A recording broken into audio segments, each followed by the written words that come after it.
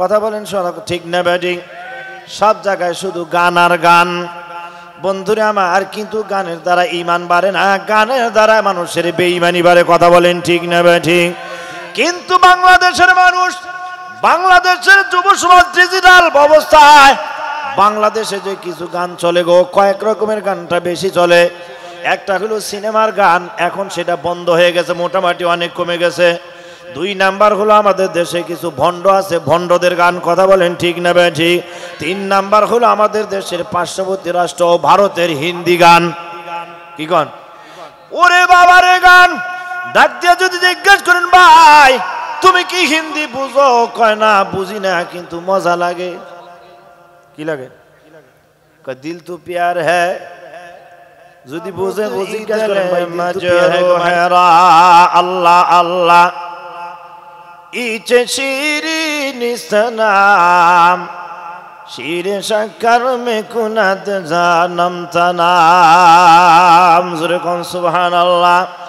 আমার ভাইরা, জিকির কোন দুনিয়ার মানুষের না, জিকির কোন পীরের না, জিকির পয়গম্বরের না, জিকির হইল আল্লাহর। কথা বলেন ঠিক না ঠিক?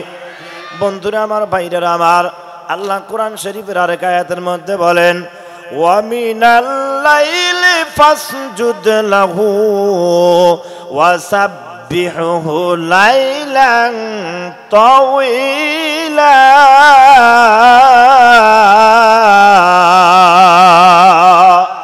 আল্লাহ বলেন, ও দুনিয়ার মানুষেরা তোমরা ভালো করে শোনো, ও দুনিয়ার বান্দা বান্দিরা ভালো করে শোনো।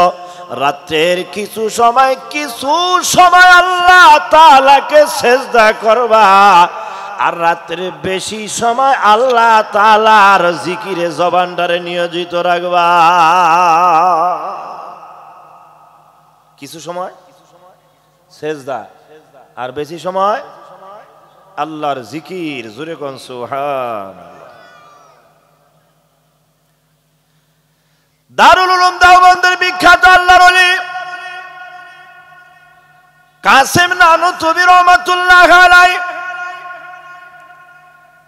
হযরত রশিদ আহমদ গঙ্গোহী রহমাতুল্লাহ আলাইহি, আশরাফ আলী থানভী সাহেব রহমাতুল্লাহ আলাইহির মুরিদ কাসেম নানুতুবি রহমাতুল্লাহ আলাইহি দারুল উলুম দেওবন্দ মাদ্রাসার প্রতিষ্ঠাতা।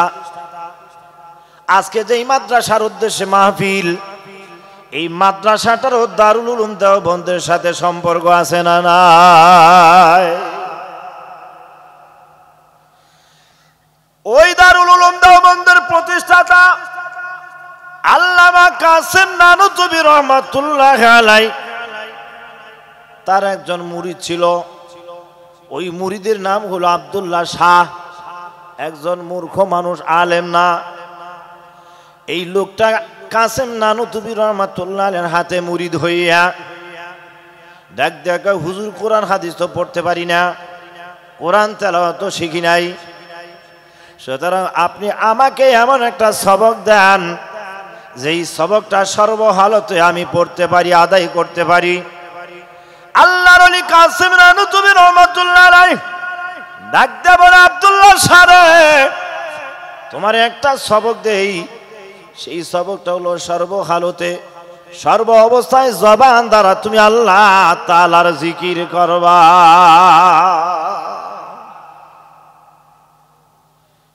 ডাক দেখা, হুজুরা সবক তো দিলেন সর্ব অবস্থায় জিকির করবো, আর কাজ কি? একটা কাজ দেন।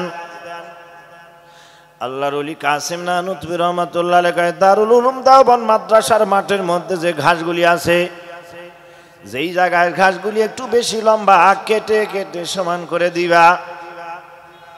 আব্দুল্লাহ শাহ রহমাতুল্লাহ আলাইহি মূর্খ মানুষ, আলেম না, পড়ালেখাও জানে না।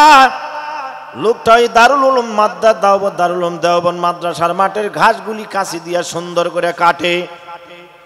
আর কয়, ঘাস যেহেতু কাটবো, জবানটারে বন্ধ রেখা লাভ কি? জবান দিয়ে আমি আল্লাহ তাআলার জিকির করব।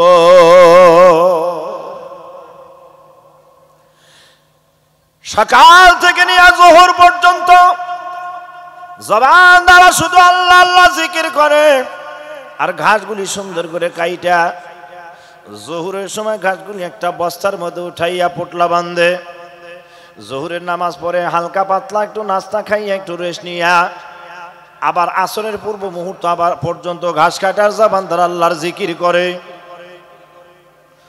আসর পর্যন্ত ঘাস কাটার পরে জোহর থেকে আনিয়া এই সমস্ত সকাল থেকে নিয়ে আসর পর্যন্ত সমস্ত ঘাসগুলা কেটে জমা করে বস্তার মধ্যে নিয়ে দারুল উলুম দেওবন্দ মাদ্রাসার মসজিদের গেটের কাছে রাইকা আল্লাহর ওলি কাসেম নানুতুবি রহমাতুল্লাহ আলাইহির পিছনে 5 ওয়াক্ত নামাজ পড়ে। আসরের পরে ঘাসের বস্তাটা নিয়ে ওই আব্দুল্লাহ শাহ রহমাতুল্লাহ আলাইহি কয়, কে আসো আমার ঘাসটা কিনে নিবা? ওই ঘাসের বস্তাটা ডাক ওঠে 1 রুপি, কয় না 2 রুপি, 3 রুপি করতে করতে কয়েক রুপি দিয়া ঘাসের বস্তাটা বিক্রি করে দেয়। ঘাসগুলি নিয়ে গাভীর মালিক যখন ঘাসগুলি খাওয়ায়, যেই গাভী দুধ দিত 1 কেজি, ওই গাভী পরের দিন দুধ দেয় 3 কেজি। কিসের তাসির? জিকিরের তাসির পড়ছে না নাই? আমার ভাইরা, এইবারে 10 দিন 15 দিন 8 মাস পর্যন্ত ঘাস কেটে কেটে ঘাসগুলি বিক্রি করার পরে একটা ব্যাংকের মধ্যে একটা বাক্সের মধ্যে জমাইয়া 1 মাস পরে সমস্ত টাকাগুলো জমা করে নিয়া কাসেম নানুতুবি রহমাতুল্লাহ আলাইহির কাছে ডাক দেয়, কয় হুজুর, এই মাদ্রাসার যত উস্তাদ আছে সব হুজুরদেরকে আমি একটু নাস্তা করাবো। সুবহানাল্লাহ। ডাক দেয়, কয় ঠিক আছে। সবাই দাওয়াত গ্রহণ করলো। আব্দুল্লাহ শাহ রহমাতুল্লাহ আলাইহি বাজারে যায় একটু দুধ ক্রয় করলো, একটু আটা আর একটু চিনি ক্রয় করে ওই আটা আর চিনি আর দুধ দিয়ে একটু হালুয়া তৈরি করলো। হালুয়া তৈরি করার পরে দারুল উলুম মাদ্রাসা সকল উস্তাদদেরকে মেহমানদারি করলো। আল্লামা কাসেম নানুতুবি রহমাতুল্লাহ আলাইহি ডাক দিয়ে বলে, আব্দুল্লাহ শাহ রে, কি জিনিস তুই খাওয়াইলি রে? তোর একদিনের হালুয়া খাইয়া 40 দিন পর্যন্ত কলবের মধ্যে নূর জমা হইয়া গেছে।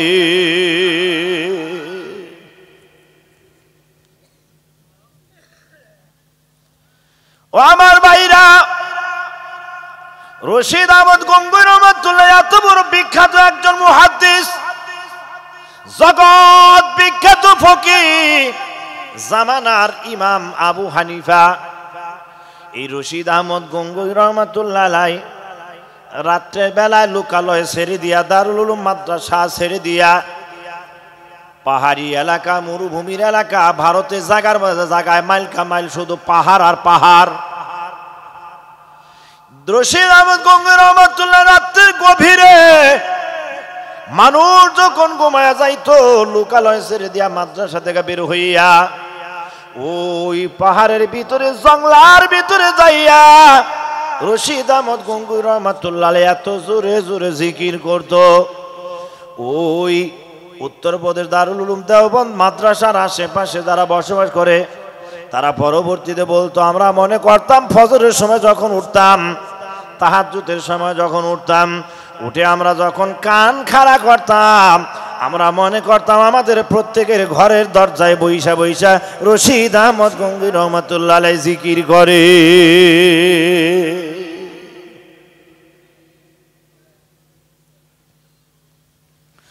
ভাইরা আমার, বাজারেরা,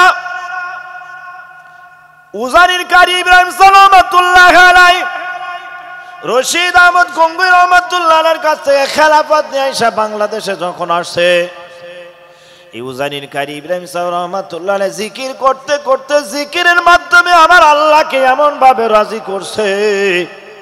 এই উজানির কারি ইব্রাহিম সাহেব রহমাতুল্লাহ আলাইহি মাঠের মধ্যে মাদ্রাসার বাচ্চাদেরকে নিয়ে রসুন লাগাইতো। ওই এলাকায় রসুনের আবাদ বেশি। আর উজানির কারি সাহেব বলতো, বাবা রসুন যেহেতু লাগাইতেছো, হাত দিয়া রসুন লাগাবার জবানটারে আল্লাহর কাজে, আল্লাহর জিকিরে লাগাও। ছাত্ররাও জিকির করে, কারি সাহেব হুজুরও জিকির করে, রসুন লাগাইয়া পিছে পিছে যায়। আর রসুনের কোয়া জিকিরের সাথে সাথে রসুনের কুয়াও লাফাইয়া লাফাইয়া জিকির করে, জুরে কোন সুবহানাল্লাহ। বাজান এটা বুঝবার জিনিস, বোঝানোর জিনিস না। এই জন্য আল্লাহ সুবহানাহু ওয়া তাআলা বলেন মুমিনদের আলামত 5টা আলামতের ভিতরে 1 নাম্বার আলামত হইল মুমিনরা সর্ব অবস্থায় জবান দ্বারা আল্লাহ তাআলার জিকির করবে। বাংলাদেশে তো এই জিকিরের আওয়াজ এখন চরমরার মুরিদ ছাড়া আর শোনা যায় না। এই জন্য এই জিকির যারা করে না এদের কপাল তো পড়ছে, যারা করে এদের বিরুদ্ধে ফতোয়া নিয়ে লাগছে। কি কথা ঠিক? এদের ফতোয়া শুনবেন। জিকির কার? আল্লাহর মুমিনের 1 নাম্বার আলামত বর্ণনা করতে গিয়ে আল্লাহ বলেন, ও আমার মুসলমান ভাইরা, সর্ব অবস্থায় সর্বহালতে জিকির করা এটা মুমিনের আলামত। কে কোন কথা বললো দলাদলি ছাড়ো, মাওলার জিকিরের মজলিসে বসিয়া যাও। সুবহানাল্লাহ। 1 নাম্বার আলামত। বাজান এই দিকে যদি কথা বলতে যাই কথা লম্বা হয়ে যাবে। 2 নাম্বার মুমিনের আলামত আল্লাহ তাআলা বর্ণনা করতে গিয়ে নিজেই আল্লাহ তাআলা কোরআন শরীফের মধ্যে বলেন, ইযা যুকিরাল্লাহু ওয়াজিলাত কুলুবুহুম ওয়া ইযা তুলিয়াত আলাইহিম যাদাতুহুম ঈমানা। মুমিনদের 2য় নম্বর আলামত হইল মুমিনদের সামনে যখন কোরআনের ব্যাখ্যা বিশ্লেষণ করা হয়, মুমিনদের সামনে যখন কোরআনের আলোচনা করা হয়, মুমিনদের সামনে যখন সুললিত কণ্ঠে কোরআন শরীফ তেলাওয়াত করা হয়, মুমিনদের অন্তরের ঈমান আরো তাজা হইয়া যায়। কি বলেন? কোরআন শরীফ তেলাওয়াত শুনলে ঈমান বাড়ে না কমে? মজা লাগে না খারাপ লাগে? সূরা ফাতিহা সেই বিশ্বনবীর সময় থেকে নাজিল হয়েছে, 1500 বছর থেকে পড়তেছে। কোন মুসলমান ইমামের পিছনে দাঁড়ায় কি কেউ বলছে যে হুজুর এই সূরা ফাতিহা পুরান হয়ে গেছে, আর এটা বলার দরকার নাই? বরংস এক একজনের সূরা ফাতিহা এক এক রকম তেলাওয়াত, যত শুনে আরো মজা বাড়ে। কথা বলেন ঠিক না বে ঠিক? এই যে পুরান, এই পুরান মনে হয় নতুন কিছু আবার নাজিল হইতেছে। জি, এটা মুজিজা। কিসের মুজিজা? কোরআনের মুজিজা। কথা বলেন ঠিক না বে ঠিক? প্রিয় ভাইরা, মাহফিলের কর্তৃপক্ষের আবেদন, আমারও পক্ষ থেকে আবেদন, অনেক ভাইরা আসছে যারা বসার জায়গা পাচ্ছে না। যদিও একটু গরম, একটু সময়ের জন্য একটু সামনে আগায় আগায় যদি চাপ দিয়ে বসেন, আপনার সামনের জায়গা পুরা করবেন, পিছনের জায়গাটা অপর ভাইকে খালি করে দিবেন, সদকা করার সব পেয়ে যাবেন। কেউ যদি কাউকে দুনিয়ার জমিনে একটু বসার জায়গা করে দেয়, আল্লাহ তাআলা কবরের জায়গা তার প্রশস্ত করে দিবে। একটু জিকির করি আল্লাহ। আর একটু কথা বলেন ঠিক না ব্যাটিং? সব জায়গায় শুধু গান আর গান। বন্ধুরা আমার, কিন্তু গানের দ্বারা ঈমান বাড়ে না, গানের দ্বারা মানুষের বেঈমানি বাড়ে। কথা বলেন ঠিক না ব্যাটিং? কিন্তু বাংলাদেশের মানুষ, বাংলাদেশের যুব সমাজ ডিজিটাল ব্যবস্থায় বাংলাদেশে যে কিছু গান চলে গো, কয়েক রকমের গানটা বেশি চলে। একটা হলো সিনেমার গান, এখন সেটা বন্ধ হয়ে গেছে, মোটামুটি অনেক কমে গেছে।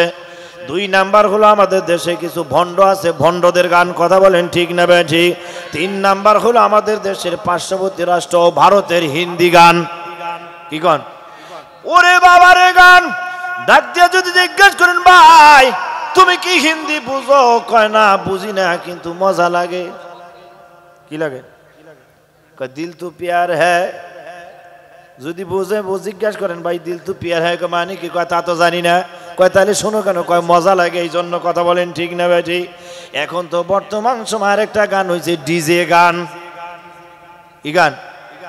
আমার ভাইরা, সিনেমার গান, ডিজে গান, এই গানগুলি যত খারাপ, এর চাইতে বেশি খারাপ হলো আমাদের দেশে যেতে বাউল সম্রাটদের, ভণ্ডদের গান। এগুলি আরো ঈমান নষ্ট করার সবচেয়ে বড় হাতিয়ার। কথা বলেন বাজান ঠিক না বেঠি? আমার মুসলমান ভাইরা, আমি বুঝাইতে গিয়ে অনেক সময় বলি গানে কিন্তু মানুষের বেঈমানি বাড়ে, গুমরাহি বাড়ে, আর কোরআন তেলাওয়াত শুনলে মানুষের ঈমান বাড়ে। কিন্তু কোরআনের তেলাওয়াত ব্যতি রেখে সবসময় মানুষ গানের দিকে মানুষের বেশি মাইল। কথা বলেন ঠিক না বেঠি? ও বন্ধুরা আমার, গত বছরে গেছিলাম কুষ্টিয়ায় লালন শাহর মাজারের পাশে আমার একটা মাহফিল ছিল। স্টেজে ওঠার আসে ডাক দিয়ে কয়, হুজুর যাই বলেন তাই বলেন, কিন্তু লালনের বিরুদ্ধে কিছু বইলেন না। কার বিরুদ্ধে কিছু বলেন না? লালনের বিরুদ্ধে। কারণ লালনের যে কিছু ভক্ত আছে, লালনের যে কিছু সঙ্গীত আছে, এগুলি শুনি মানুষ মাতাল হয়ে যায়। কথা বলেন ঠিক না বেটি?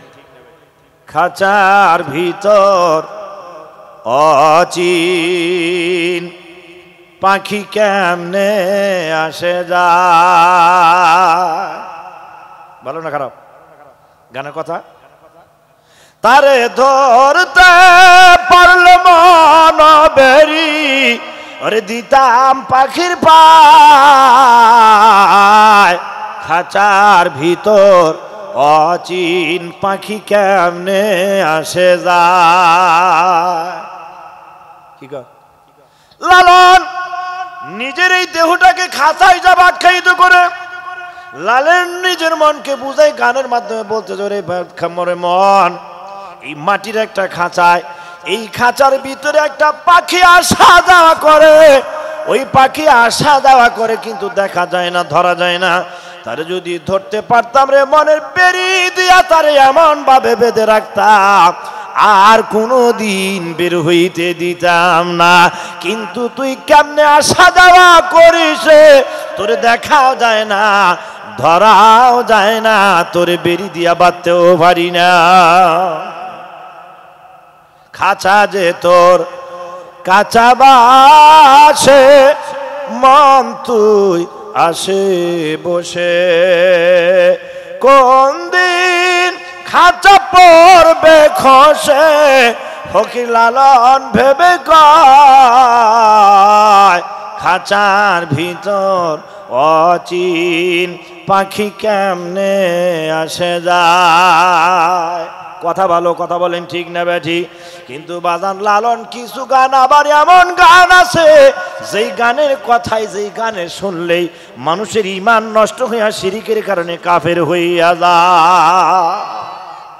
যেই মুর্শেদ সেই খোদা, যেই মুর্শেদ সেই খোদা। এই কথা শুনলে বিশ্বাস করলে তার ঈমান থাকবে? সঙ্গে সঙ্গে শিরিক, কাফের হয়ে যাবে। কথা বলেন ঠিক না? আমি এটার সাথে মিলে গাই এই গান। যারা গায় তারা তত বেশি গাঁজা খায়, তারা যায় কুষ্টিয়াতে যায় দেখবেন ভণ্ডদের মাজার উরুস, বৎসরী উরুসের মধ্যে যায় দেখবেন। জামালপুরে একবার ছাত্র জীবনে আমি যাওয়ার পরে একটা ঘটনা বাস্তব চোখে দেখেছি। আল্লাহর কোরআন সে বলতে পারবো, আল্লাহর কসম। মাজারে শাহজামাল রহমাতুল্লাহর নামে মাজার, ওই মাজারের পাশে একটা জায়গা আছে, ওই জায়গার মধ্যে ভণ্ডদের গাঁজাখুরদের গাঁজার আসর। 8-10 জন করে মিলে কলকির মধ্যে গাঁজা দিয়ে কয়, হোক খাজা দেল কর দাজা, মস্তান ভাগা যে না খায় গাঁজা তার 10টা বন্ধা ওই যে খোদা যায়। জোরে কর নাউজুবিল্লাহ। ও আমার মুসলমান ভাইরা, গাঁজা খাই আল্লাহরে পাওয়া যায় না। বন্ধুরা আমার, গান গায়ে আল্লাহরে পাওয়া যায় না, বরং সারো বেঈমান গুমরাহি হইয়া যায়, ঈমান নষ্ট হইয়া যায়। আর কোরআন যত তেলাওয়াত শুনে রে, কোরআনের সহবতে মানুষ যত আসে, মানুষের ঈমান আরো বেড়ে যায়। এই জন্য আমার বাজানদেরকে বলবো, কোরআনের মাহফিলের জন্য, কোরআনের মাহফিলের সাথে সম্পৃক্ত থাকা লাগবে, কোরআনের সাথে ওঠা বসা করা লাগবে। কোরআন যেই মাদ্রাসাগুলিতে তেলাওয়াত করা হয়, ওই মাদ্রাসাগুলির সাথে সহযোগিতার জন্য আমাদের সম্পর্ক করতে হবে। বন্ধুরা আমার, ভাইরা আমার, কোরআনের সাথে যদি সম্পর্ক থাকতে পারে, আল্লাহ তাআলা আপনাকে কেমন দামি বানায়। কোরআনের সহবতে থাকার কারণে আল্লাহ তাআলা কেমন দামি বানায়, কেমন সম্মানী বানায়। ইহকালে শান্তি, পরকালে আল্লাহ তাআলা মুক্তি দিয়া যায়। বন্ধুরা আমার, ভারতবর্ষ, ভারত, পাকিস্তান, বাংলাদেশ মিলে এই উপমহাদেশ, এই উপমহাদেশের মধ্যে একজন বিখ্যাত ওলি ছিল, যার নাম সুলতান মাহমুদ গজনবী রহমাতুল্লাহ আলাইহি। এই আল্লাহর ওলি এই ভারতবর্ষকে একবার দুইবার নয় 17 বার আঘাত করার পরে ভারতবর্ষকে বিজয় করেছিলেন। সুলতান মাহমুদ গজনবী রহমাতুল্লাহ আলাই 17 বার আঘাত করার পরে ভারতবর্ষ যখন বিজয় করে, এই দেশের মধ্যে তিনি যখন বাদশা ছিলেন, সুলতান মাহমুদ গজনবী রহমাতুল্লাহ তিনি ছিলেন অত্যন্ত আল্লাহওয়ালা, দিনদার, নেককার, বুজুর্গ, কোরআনওয়ালা, বড় আলেম। সুলতান মাহমুদ গজনবী রহমাতুল্লাহ আলাই যেমনি ছিল আলেম, তেমনি ছিল বুজুর্গ, তেমনি ছিল একজন বাদশা। ঠিক তেমনি ভাবে বাজান রে, দুনিয়ার মানুষের এক একটা মানুষের এক এক রকম কিছু বৈশিষ্ট্য থাকে। সুলতান মাহমুদ গজনবী রহমাতুল্লাহ আলাই মাছ শিকার করার মতো একটা বৈশিষ্ট্য তার মধ্যে ছিল। মাছ শিকার করার জন্য মাঝে মাঝেই তার কিছু সাথী সঙ্গীদেরকে নিয়ে মাছ শিকার করার জন্য নদীর কিনারা দিয়া, সমুদ্রের কিনারা দিয়া মাছ শিকার করত। এক হাতে হেসাক আর এক হাতে কুসা, এই হেসাব এবং কুসা নিয়া মাছ মারতে, সমুদ্রের কিনারা দিয়ে মাছ মারত। সুলতান মাহমুদ গজনবী রহমাতুল্লাহ আলাই একদিন তার কয়েকজন মন্ত্রীকে সাথে নিয়ে রাত্রের গভীরে ওই সমুদ্রের কিনারা দিয়া মাছ মারার জন্য রওনা হয়ে গেছে, মাছ শিকার করতেছে। সুলতান মাহমুদ গজনবী রহমাতুল্লাহ আলাই মাছ শিকার করতেছে সমুদ্রের কিনারা দিয়া। হঠাৎ সুলতান মাহমুদ গজনবী রহমাতুল্লাহ আলাই তার কানে একটা আওয়াজ ভেসে আসলো, গুনগুন গুনগুন, কি যেন মিষ্টি মধুর একটা আওয়াজ শোনা যায়। হঠাৎ এই সমুদ্রের কিনারে এত গভীরে এত গুনগুন কিসের আওয়াজ, এত শ্রুতি মধুর কিসের আওয়াজ শোনা যায়? সুলতান মাহমুদ গজনবী রহমাতুল্লাহ হেসাক লাইটটা জমিনের মধ্যে রাখলেন, রাখার পরে একটু দাঁড়াইলেন, দাঁড়ানোর পরে একটু কানটা লাগায় একটু অপেক্ষা করতেছেন কিসের আওয়াজ শোনা যায়। সুলতান মাহমুদ গজনবী রহমাতুল্লাহ খুব খেয়াল করে তাকায় শুনে, কান লাগায় শুনে, কোরআন শরীফ, মহাগ্রন্থ আল কোরআন শরীফের তেলাওয়াতের আওয়াজ তার কানে ভেসে এসেছে। কি আশ্চর্য ঘটনা! এই মুহূর্তে আশেপাশে কোনো বাড়ি নাই, ঘর নাই, সমুদ্রের কিনারায় কোত্থেকে কোরআন শরীফের এত সুন্দর আওয়াজ ভেসে আসতেছে? ঘটনা কি এটা মানুষের তেলাওয়াত, নাকি জিন জাতি, নাকি কোনো ফেরেশতার মুখের তেলাওয়াত? এই চিন্তা করে ওই কিং কর্তব্য বিমূঢ় হেসাক লাইট ওই জায়গায় রেখে অপেক্ষা করতেছে। হঠাৎ সুলতান মাহমুদ গজনবী রহমাতুল্লাহ আলাই তাকায়া দেখে, দূর থেকে তাকায়া দেখে ওই হেসাক লাইটের আলোর বাহিরে আফসা আফসা ছায়া ছায়া দেখা যায়। 10 থেকে 11 বছরের ফুটফুটে সুন্দর চেহারার একটা বালক, মাথার মধ্যে সুন্দর পাগড়ি, পরনে লম্বা জুব্বা, আর বুকের মধ্যে একটা বই আবৃত, ঝাঁপ দিয়ে বুকের মধ্যে একটা বই চাপায়া ধরে আসতেছে। কয়েক মিনিটের মধ্যে বাচ্চাটা যখন কাছে আসলেন, সুলতান মাহমুদ গজনবী রহমাতুল্লাহ আলাই ডাক দিয়া কয়, কে তুমি? দাঁড়াও, এ বাচ্চা আর তুমি একটা কদম সামনে বাড়বা না। লোকটা ওই জায়গায় যখন দাঁড়ায় গেল, সুলতান মাহমুদ গজনবী কয়, তোমার পরিচয় কি? আগে পরিচয়টা দাও। তুমি কোনো ফেরেশতা নাকি জিন, নাকি কোনো মানুষের সন্তান? আগে তোমার পরিচয়টা দাও। বাচ্চাটা দূর থেকে দাঁড়ায় ডাক দিয়ে বলে, চাচা যান, আমি ফেরেশতাও না, আমি জিন না, আমি আদম সন্তান, আমি একজন মানুষের সন্তান। ডাক দিয়ে বলে, বাবা তাহলে আসো, কাছে আসো। বাচ্চাটা যখন কাছে আসছে, চেহারাটা দেখা, বুকের মধ্যে কোরআন শরীফ ছাপায়া ধরা দেখা আরো অন্তরের ভিতরে মায়া জাগছে। ডাক দিয়ে কই, বাবা আশ্চর্য ঘটনা, তুমি এত গভীর রাত্রে ছোট্ট মানুষ কেমনে আসলা? কি কারণে আসলা? এবার তোমার জবান দিয়ে তোমার মুখের বর্ণনা তুমি দাও। এবার ছোট্ট বাচ্চারা চোখের পানি মুছে আর ডাক দেয়, কয়, চাচা যান, আমার দুঃখের কথা কি বলবো, যদি সময় দেন আমি বিস্তারিত বলতে চাই। সুলতান মাহমুদ গজনবী ডাক দিয়ে কয়, বাজান তুমি বলো, নির্দ্বিধায় বলো, কোনো ভয় নাই। ছোট্ট বাচ্চার চোখের পানি মুছে ডাক দেয়, কয়, চাচা যান, আমার মায়ের একমাত্র সন্তান আমি যখন মায়ের গর্ভে ছিলাম, আমার আব্বা তখন দুনিয়া থেকে বিদায় হয়ে গেছে। আব্বা বিদায় হওয়ার পূর্ব মুহূর্তে মার কাছে ওয়াদা নিয়েছে, আমি দুনিয়াতে জন্ম নেওয়ার পরে আমাকে মাদ্রাসায় পড়ে আলেম বানাইবে। আমার আব্বা দুনিয়া থেকে দুর্ঘটনার কবলে পড়ে ইন্তেকাল করেছে। আমি আমার মায়ের পেট থেকে যখন আস্তে আস্তে 10 মাস পরে যখন বের হয়ে আসলাম, এক পর্যায়ে আমি যখন আস্তে আস্তে বড় হইতে থাকলাম, আমার মা পরের বাড়িতে ধান বানে কাজ করে, কৃষক মজুরের কাজ করে, বিভিন্ন রকমের কষ্ট করে উপার্জন করে, টাকা পয়সা উপার্জন করে। আমার মা আমার জন্য খাবার তৈরি করে, আমার জন্য আদর যত্ন করে মানুষ করে। এক পর্যায়ে আমি যখন চাচা 6-7 বছরের বয়সে উপনীত হইলাম, আমার বাবার কথা মতো, ওয়াদা মতো আমার আম্মা, আমার কোন দুঃখিনী মা, আমি সন্তানকে নিয়ে হাঁটি হাঁটি পা পা করে সকালবেলা মক্তবে যাইয়া আমাকে মাদ্রাসায় উস্তাদের কাছে যখন ভর্তি করে দিল, আর বলল হুজুর তার বাবার বড় মনের আশা ছিল আমার এই সন্তানকে আলেম বানাবে, তিনি দুনিয়াতে নাই, সুতরাং তার মনের আশাটা যদি পূরণ হয় আমারও কলিজাটা ঠান্ডা হবে, আখিরাতে মুক্তি পাবো, কবরে মুক্তি পাবো, মৌতের পরে আমার জানাজাটা দিবে। এই আশায় আমার এই সন্তানকে আপনার কাছে দিয়ে দিলাম, আলেম বানাইবেন। হাড্ডি আমার গোষ্ঠগুলি আপনি আদর করে একটু মহাব্বত করে সন্তানটার আলেম বানাইবেন। উস্তাদের কাছে দিয়ে যখন মা যখন চলে আসছে, বাচ্চাটা এত সুন্দর, এত মেধা, কয়েক মাসের ভিতরে আস্তে আস্তে আমপারা পড়ে শোনায়। উস্তাদও খুশি, মাই খবর শোনার পরে মাও খুশি। আমার মুসলমান ভাইরা রে, এবার বাচ্চা কোরআন শরীফ তেলাওয়াত করতেছে আর শিখতেছে। হঠাৎ একদিন তার মা মানুষের বাড়িতে কাজ করছে ঠিকই, কিন্তু টাকা পায় নাই, ময়না দেয় নাই, না পাওয়ার কারণে বাতিতে তেল ক্রয় করতে পারে নাই, বাড়িতে খাবারও নাই, বাচ্চাটার পড়ালেখার করার জন্য আলোরও ব্যবস্থা করতে পারে নাই। বাচ্চাটা ডাক দিয়ে বলে, চাচা যান আমার বাড়িতে আজকে আলো নাই, বাতি নাই, কুপির বাতি নাই, ল্যাম্প নাই, কোনো আলো নাই, যার কারণে আমি আলো না থাকার কারণে কোরআন শরীফের একটা পৃষ্ঠা মুখস্থ করতে পারি নাই। কোথায় পাবো আলো, কোথায় পাবো একটু খাবার, এই আশায় এই চিন্তায় অপেক্ষা করতেছিলাম। হঠাৎ ঘরের ভাঙ্গা বেড়া দিয়া, বেড়ার ফাঁক দিয়ে তাকে দেখি নদীর কিনার দিয়ে আপনার হ্যাসাক লাইটের আলোটা দেখা যায়। চিন্তা করলাম আপনার হ্যাসাক লাইটের আলোর দ্বারা একটু আলো গ্রহণ করে সে আলোর দ্বারা একটা পৃষ্ঠা কোরআন শরীফ মুখস্থ করব। সুলতান মাহমুদ গজনবী রহমাতুল্লাহ ঘটনা শুনতেছিলেন আর চোখের পানি দরদর করে ছাড়তেছিলেন। সুলতান মাহমুদ গজনবী রহমাতুল্লাহ ডাক দেখে, বাজানা আয়, তুই আমার বুকে আয়।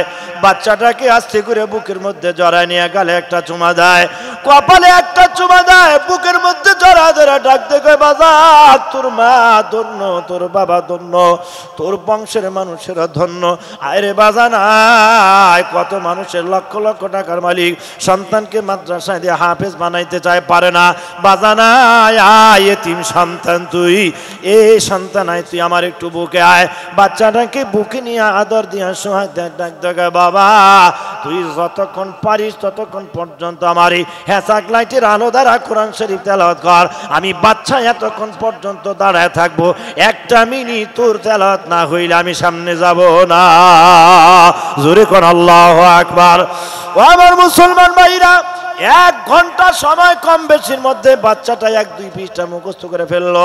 ছোট্ট বাচ্চা মানুষের মগজ থাকে, জেহান থাকে খোলাসা, অল্প সময়ের মধ্যে 1-2টা পৃষ্ঠা যখন মুখস্থ করলো, মুখস্থ কইরা কোরআনটা বুকের সঙ্গে জড়ায় দইরা চোখের মধ্যে লাগায়, ঠোঁটের মধ্যে লাগায় চুমা খাইয়া বাচ্চার কাছ থেকে বিদায় নিয়ে যখন চলে আসতে যায়, সুলতান মাহমুদ গজনবী ডাক দেখে, বাজান শোন, একটা শেষ বিদায় একটা কথা শোন। এই দেশের বাদশা সুলতান মাহমুদ গজনবী সাথে আমার বড় ভালো সম্পর্ক আছে, আমি যা বলি বাদশা আমার কথা শুনে, সুতরাং আগামীকালকে তোর মাকে নিয়ে এই দেশের বাদশা সুলতান মাহমুদ গজনবীর কাছে যাবি, আমি সুপারিশ করব সুলতান মাহমুদ গজনবীর রাষ্ট্রীয় কোষাগার থেকে সমস্ত অর্থনৈতিক অভাব তোদেরকে মুক্ত করে দেওয়া হবে। বাচ্চাটা চলে গেল। সকালবেলা ফজরের পরে অন্য দিনের চাইতে সুন্দর করে 2 পৃষ্ঠা কোরআন শরীফ মুখস্থ শোনায় দিয়া বাসায় আসলো। বাসায় এসে রাত্রের বিস্তারিত ঘটনা আমার কাছে খুলে বলল। মাকে ডাক দিয়ে বলে, মা গো, গতকালকে এক চাচার সঙ্গে দেখা হয়েছে, চাচা বলছে এই দেশের বাচ্চার সংসদে যাওয়ার জন্য আমাদের সব অর্থনৈতিক ব্যবস্থা করে দিবে। বাচ্চার মা ডাক দেখে, বাবা যত কয় তত কি আর হয়, আসলে বললে কি হবে, নাও তো হতে পারে। বাচ্চাটা ডাক দেখে, না, মুখে দাড়ি, পাকা দাড়ি, মাথায় টুপি, বাচ্চাতে বলে লোকটা বড় দিনদার, এই লোকটার কথা কখনো মিথ্যা হতে পারে না। মাকে জোর করে টেনে নিয়ে হাঁটি হাঁটি পা পা করে সুলতান মাহমুদ গজনবীর দরবারে চলে গেছে। ও আমার মুসলমান ভাইরা, সুলতান মাহমুদ গজনবীর ঘরে যাইয়া সংসদ ভবন এখন পর্যন্ত চলতেছে, একটা পা ভিতরে একটা পা বাহিরে। সুলতান মাহমুদ গজনবীর মা এবং তার বাচ্চা ছোট্ট হাফেজের মা এবং হাফেজ সাহেব দুইজনে মিলা সংসদ ভবনের গেটের মধ্যে ঢুকে একটা পা ভিতরে একটা পা বাহিরে। এবার মাথা তুলে তাকা দেখে গতকালকার রাত্রে হ্যাসাক লাইট দিয়ে কোরআন শরীফ তেলাওয়াত করে সুযোগ করে নে দেলা পাকা দাড়িওয়ালা ওই চাচা বাচ্চার সিংহাসনে বসা। ভয় পেয়ে গেছে, এক পা বায় দুই পা পিছায়, কি করবে কিং কর্তব্য বিমূঢ়। কিন্তু তার কথা অনুযায়ী সে মনে মনে সিদ্ধান্ত গ্রহণ করলো, একটু সাহস করে যাই দেখি কি হয়, কি ঘটনা ঘটে একটু দেখি না কেন। এইভাবে আস্তে আস্তে যখন আরো কয়েকটা কদম সামনে বাড়ছে, হঠাৎ করে বাদশাহ সুলতান মাহমুদ গজনবীর নজরটা ওই বাচ্চার প্রতি পড়ে গেছে। বাদশাহ সুলতান মাহমুদ নজর পড়ার সঙ্গে সঙ্গে চেয়ার থেকে নিজে ঝাঁপ দিয়া নাইমা হাঁটি হাঁটি পা পা করে বাচ্চাটাকে আইসা কোলের মধ্যে জড়ায় নিয়া ওই সংসদ ভবনের মধ্যে যা সিংহাসনে নিজে বাচ্চার সিংহাসনে হাফেজ সাহেবকে বসাইয়া দিছে। কিরে ভাই, কোরআনের কারণে আল্লাহ তাআলা বাচ্চার আসনে দুনিয়াতেই বসায়। বিশ্ব নবী বলেন, মান কারাল কোরআন ফাস্তাযহারাহু ফাআহাল্লা হালালাহু ওয়া হারামা হারামাহু ওয়া আদখালাহু আল্লাহুল জান্নাহ। আমার মুসলমান ভাইরা, নবী বলেন কিয়ামতের ময়দানে আমার আল্লাহ সুবহানাহু ওয়া তাআলা যেই হাফেজ সাহেব, যে আলেম দুনিয়াতে হারামকে হারাম জানলো, হালালকে হালাল অনুযায়ী আমল করলো এবং মানলো, জীবনকে তুমি জীবনটাকে চালাইলো, আল্লাহর নবী বলেন কিয়ামতের ময়দানে 10 জন ব্যক্তিকে সুপারিশ করে জান্নাতে নেওয়ার সুপারিশ করার সার্টিফিকেট আল্লাহ দিয়ে দিবে। আমার মুসলমান ভাইরা, কোরআনের একজন হাফেজ সাহেবকে কিয়ামতের ময়দানে নূরের একটা এমন তাজ পরায় দেওয়া হবে, সূর্যের চাইতে কোটি কোটি গুণ আলো থাকবে। পয়গাম্বররা ডাকতে বলে, আল্লাহ এরা পয়গাম্বর নাকি এরা সাহাবা নাকি এরা কোন নবী, এদের মাথায় এত কোনো দামি তাজ দেখা যায়? আল্লাহ ডাকতে বলে, না নবী না, এরা দুনিয়ার কোনো সাহাবী না, এরা দুনিয়ার কোনো পয়গাম্বর না, এরা কোনো নবী রাসূল না, এরা আমি আসার পরে সার্টিফিকেটের আশা করে নাই, টাকা পয়সার আশা করে নাই। দুর্দিনের সময়, ফিতনা ফাসাদের সময় কোরআন শরীফকে বুকে ধারণ করে কোরআন শরীফ শিক্ষা দিয়েছে, তদ অনুযায়ী আমল করছে। আমি আল্লাহ এই জন্য তাদেরকে এই নূরের তাজ পরায় দিয়েছি। জোরে কোন মারহাবা। ও আমার মুসলমান ভাইরা, সুলতান মাহমুদ গজনবী রহমাতুল্লাহ আলাইহি বাচ্চাটাকে ডাক দেয়া বলে, বাজান রে, রাষ্ট্রীয় কোষাগার থেকে তোদের বাড়ির ব্যবস্থা করে